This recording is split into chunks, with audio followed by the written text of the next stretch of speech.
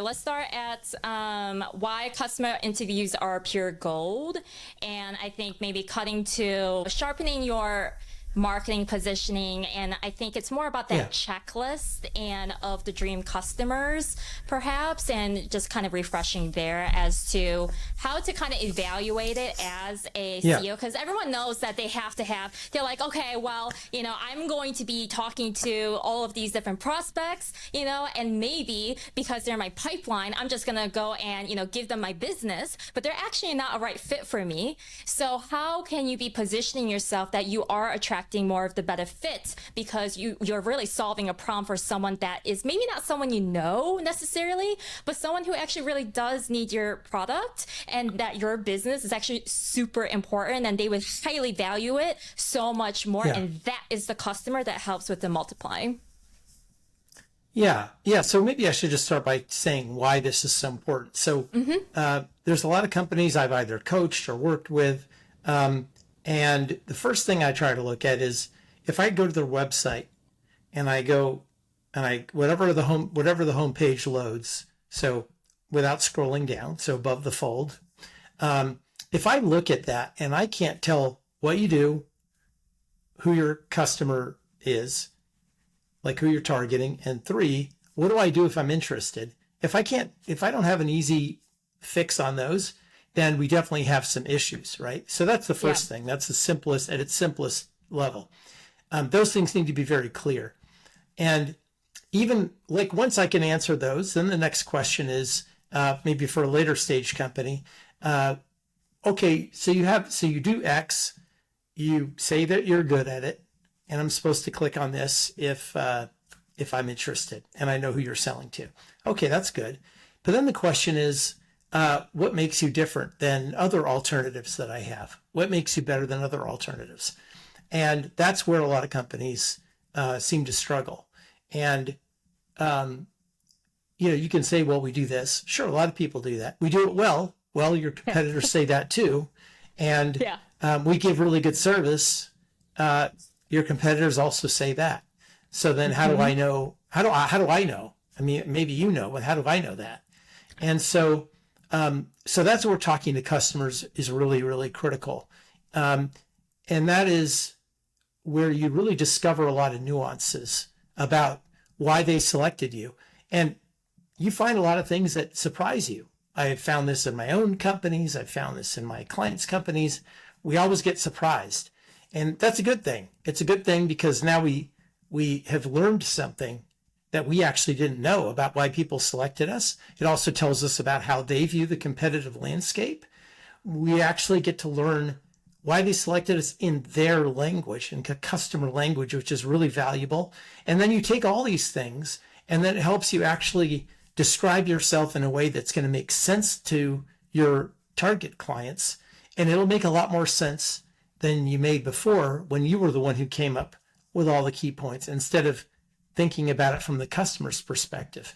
So it really does quite a bit to inform your positioning, and it really helps you to send that signal out, like I think you touched on, C, about you're trying to attract a certain kind of customer, right? Because we all have customers, and sometimes we like some of our customers, and sometimes we don't like some of our customers, and that could be because some are more profitable, some are easier to work with.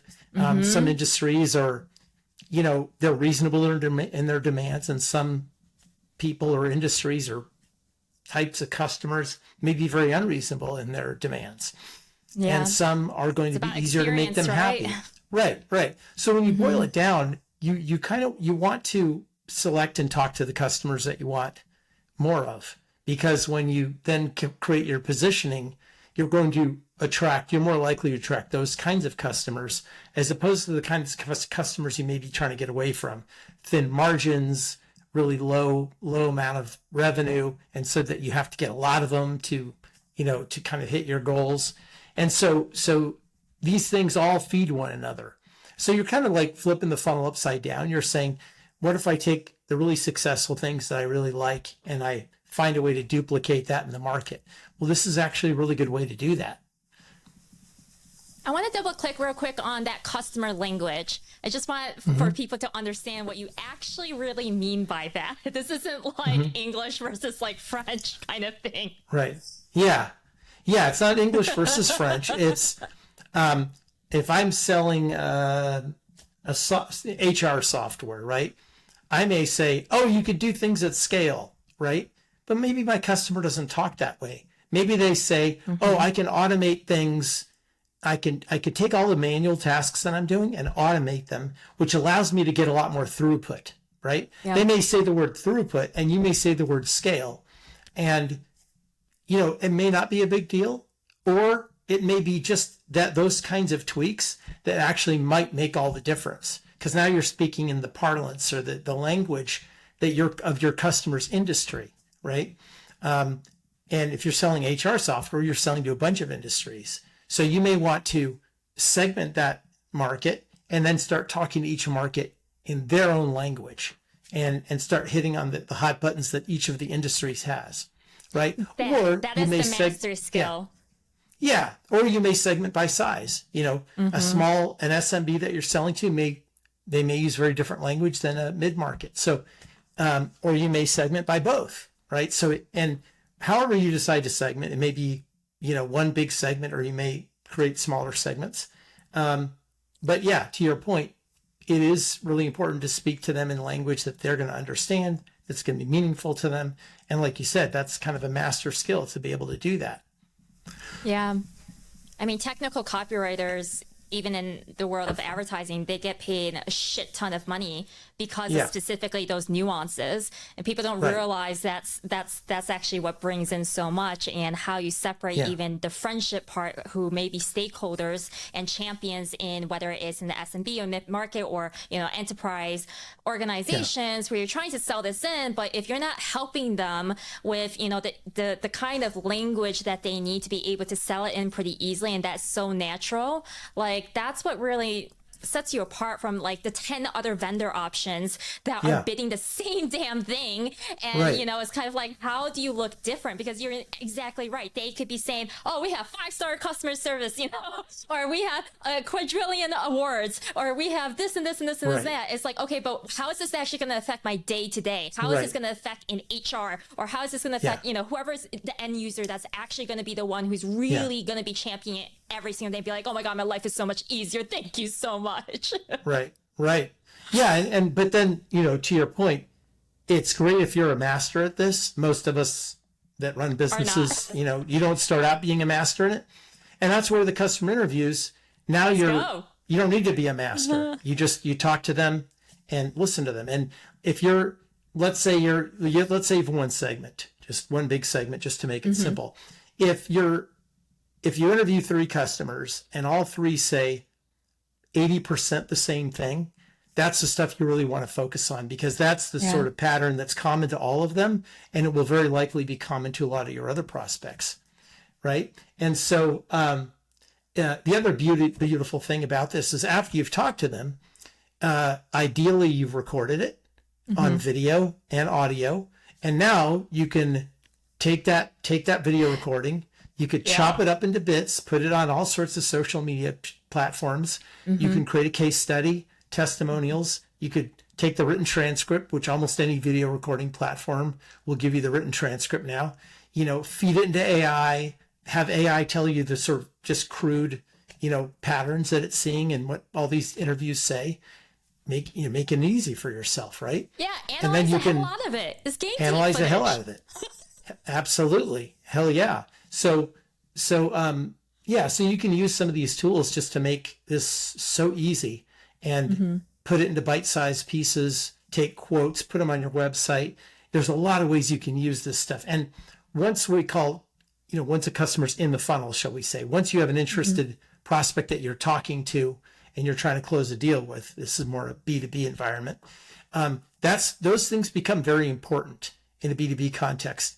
Once from talking to them to closing the deal, you got to have customer validation. You got to have testimonials, success stories to tell them that they can relate to. It really helps get people across the finish line.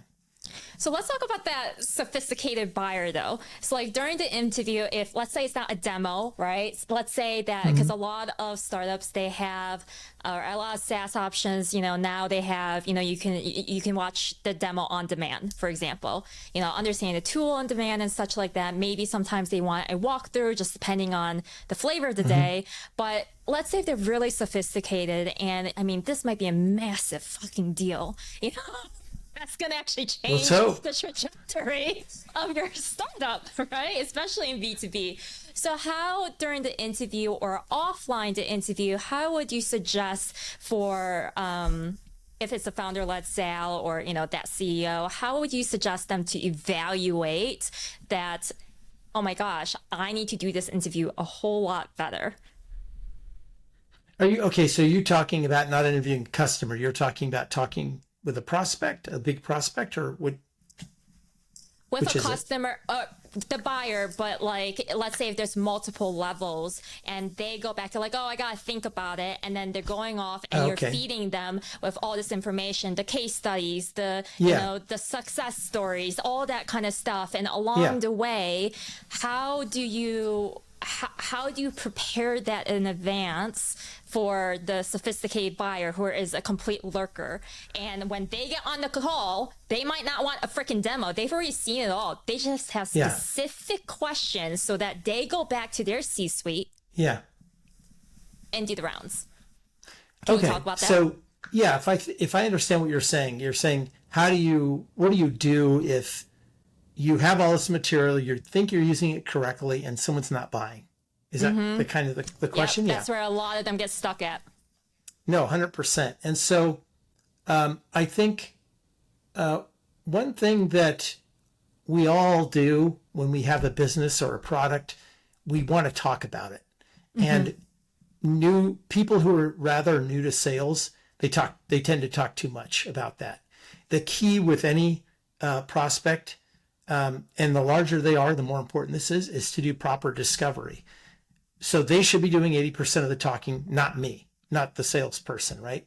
And so we need to ask questions, not just questions about, what are your needs? What are your hot buttons? We also want to know about the buying process, right? And that's why a lot of people, I don't see this being asked nearly enough about buying questions like, okay, let's say that you like this. What then? What has to happen within your company for you guys to buy this? Oh, well, we need this person on board, this person on board. So number one, there's a lot of buyers these days in a company for one product. There's a whole team, right? A lot more than there used to be. And so we got to identify who are all those people? Can we get them on the next call or on the first call? If we're earlier in the sale, can we get them all in the first call? Find out what all their needs are, and then make sure that we hit all those points in our proposal, right? Also, you talked about lurkers, right? So these, I guess you're calling them lurkers. So people who aren't buying. So this is very simple, maybe overly simple, but a lot of rather newer salespeople tend to forget to book a meeting from a meeting. So after we finish a meeting, it's like, okay, tell me what your buying process is. And we say, okay, great. So the next step is this, this, and this. Okay, so you have to have an internal conversation. Then we need another meeting. So why don't we book that meeting? And then why don't you have these other people there or the decision maker, final decision maker, if they need to be there. Then let's make sure we talk about all these things. And then we also want to find out, what is their timeline, right? Hey, what's your timeline? When do you want to wrap this up by?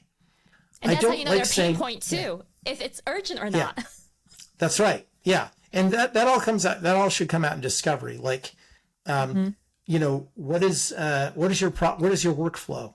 What do you like to do this process? How do you do that? What's involved? You don't necessarily start in with your product, with the solution. You start with, tell me your workflow. Do you guys have challenges in these areas? Tell me more about those challenges. And you're not pouncing right on top of the challenge as soon as they say it. You want to understand the whole thing. And then you say, hey, what if we could address all these things by doing this, this, and this? Would that make sense to you, right? Because the problem that you have now that you described, what is the consequences of that? What does that cost your company in terms of time and money?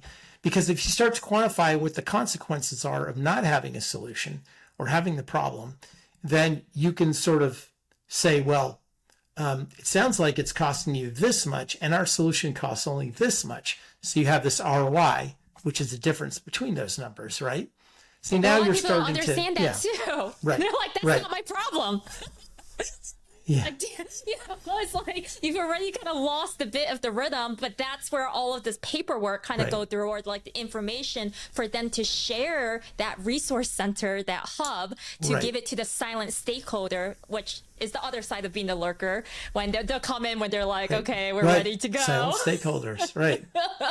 Yeah. You think they don't exist. They freaking exist. And you got to act as if you got it all covered, all the questions. Yeah.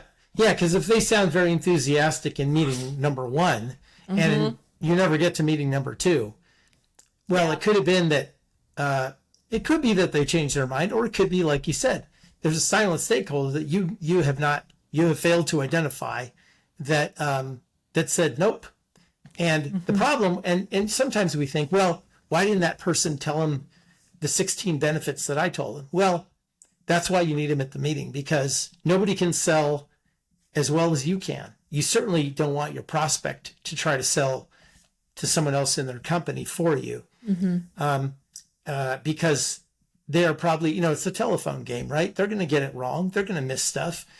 Someone's maybe going to put them on the spot and ask them 15 questions. They're not going to have the answers.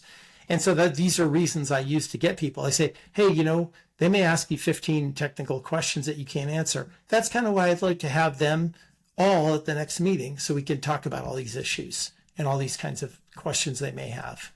Navigating that, though, is a communication skill. Sure.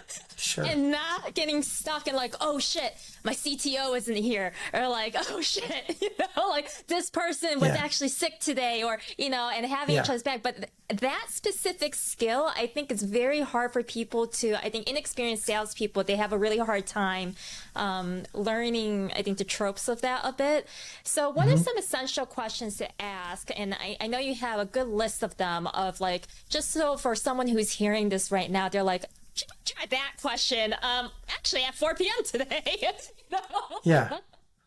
Yeah. Well, I think probably the better questions are, tell me about what would it, assuming we've just done proper discovery, we've identified a problem, we've quantified the problem, we understand it's a real issue, they really do want a solution, they believe their company is in a position to buy something like this, right? Because you ask those questions, you say, hey, is this, usually people don't have a budget set aside unless they really have, already gotten clearance from their senior people to get a budget for something like this. So then, they're really serious. Often they won't have a budget, but it's like, hey, is this something that you could get a budget for if it did these things for you?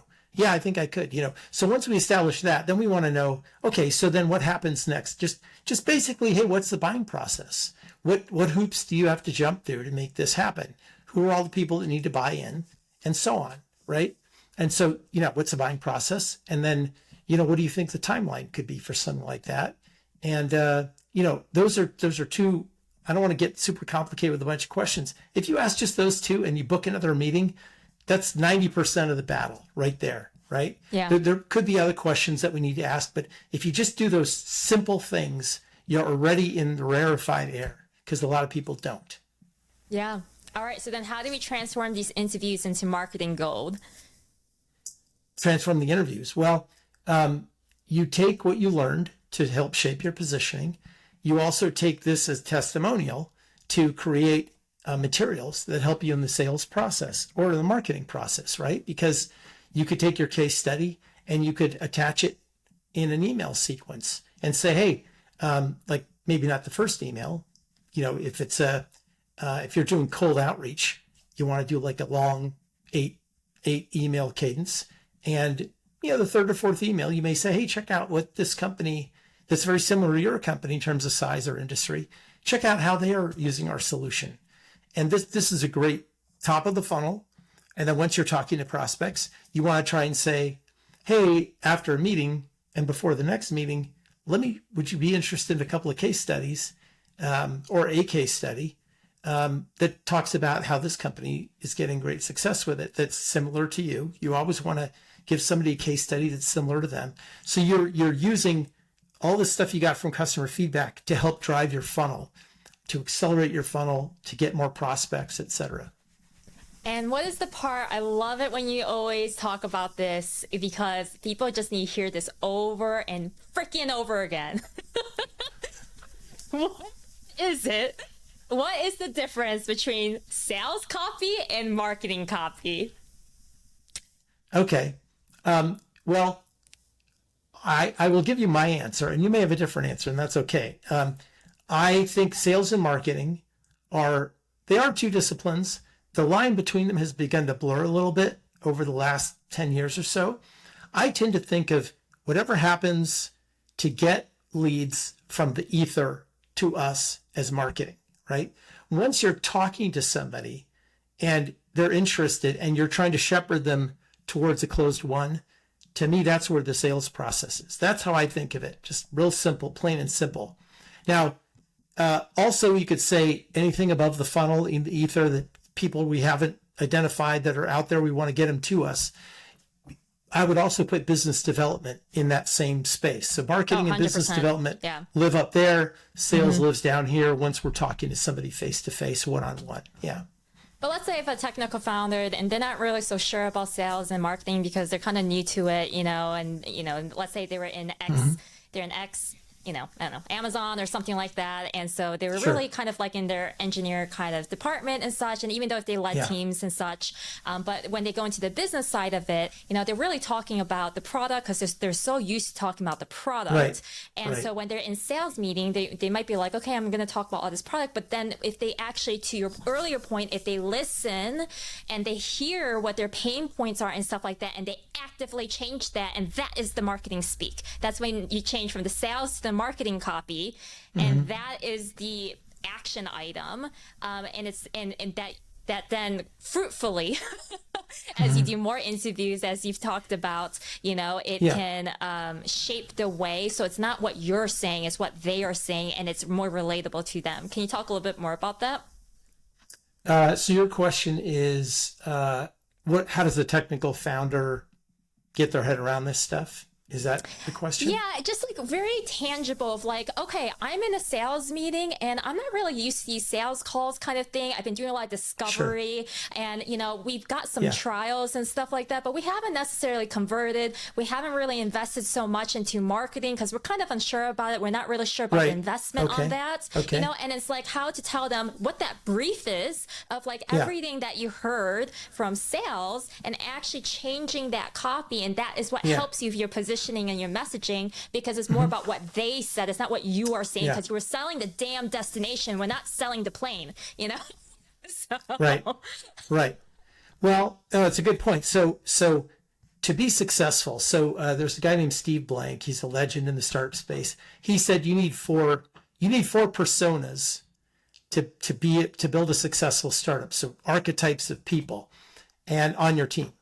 And if you're a solo founder, then you have to do all those things, which is the visionary, the hacker, the hustler, and the designer.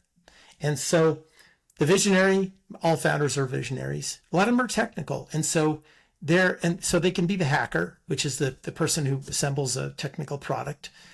It's the other two that they tend to really struggle with. The hustler, sales, marketing, business development, business model, and then the designer, customer experience. And all those one is sort of centered around my vision and my product and technical, and the other is very others centered. And so if you're technical, great. But a lot of technical founders struggle with this, and some fail, many fail because of it. And so you either have to learn to do these skills, or you have to hire the people who know how to do these skills, or maybe you're an incubator and you have access to a lot of mentors that can help coach you through these things until you can hire somebody. But you can't ignore them, and you can't. I think people just don't appreciate the importance of sales and marketing, business development. I mean, you only need a few things to succeed. You need a product or service, and you need customers and or funding, right? And if you have a lot of customers, you may not need as much funding or any funding, right? That's how important customers are. Customer revenue is non-dilutive, and so it is a beautiful thing. And so, but it's a discipline. You didn't learn to code in, a weekend. You're not going to learn the activities to get customers, whatever you want to call it, sales, marketing, business development. You're not going to learn how to do those activities. You're not going to build those skills in a weekend. So you have to just treat it like something that you got to learn until you can hire competent people or be coached by competent people. Yeah. And so how do you bridge the gap for someone who, you want to be empathetic to, for them not having those skills, but at the same time, they're in the game. And so every day really does count, like even right now, we're in Q4. And so like for people who are like, oh, well, I'm not really quite sure, we need to close this in, and but maybe we'll just wait a little bit longer, or, maybe the sales cycle is that's just how it is kind of thing. Sure. Like how can I think it's just like people who are very much in the R&D side of it because they've been funded with debt investors. And it's like, okay, maybe, because we're able to win this funding and stuff like that, and how to transition that mindset of like the and not necessarily the profitability, but just like a P&L that's kind of active and having an active cash flow and making that as top of mind and having that mindset shift. Is there one advice that you can give of just if helping a founder just like turn that switch for them to try? Well, I think I've been saying what I think they should get into their head. And I've been beating this drum for a long time, and everybody nods, and then you don't really see that they don't do it. They don't do it. And so I think it's like this, and you sort of alluded to it, which is if you have funding, then you have a clock ticking. You're sitting on a ticking time bomb, and when that goes off, your business is dead, right? I've been there. So I'm not judging or trying to scare anybody. If you're there, if you're there, that hard truth. It's like, if you have a standard, let's say 18-month runway, at the end of that 18-month runway, nobody's going to care how long your sales cycle was. Nobody's going to care how much you tried or how technically brilliant you are. You either have the metrics for the next round, which ideally you started raising 6 months before the 18 months runs out, right? Before your runway's out. Or you either have it or you don't. And if you don't, then that's it. You got to close up shop. And that sucks. And none of us want to be there. And so if you aren't getting there quick, then you need to figure out how to do it. And there's only a few ways. Again, learn it. Either, get mentorship. If you're, you don't have to be an incubator to get good mentors, but if you're an incubator, you probably have access to more mentors and more good ones. Or you got to gut it up and find a way to set aside money to get people that can help you to get customers. It's really, really that important. Yeah. Yeah. I want us to, I know we're like way over time, so I feel like we need to have another session, because the other session I'm just thinking of is like freaking hunting versus farming. There's a whole conversation right there. Yeah. High five. Thank you so much. You got it.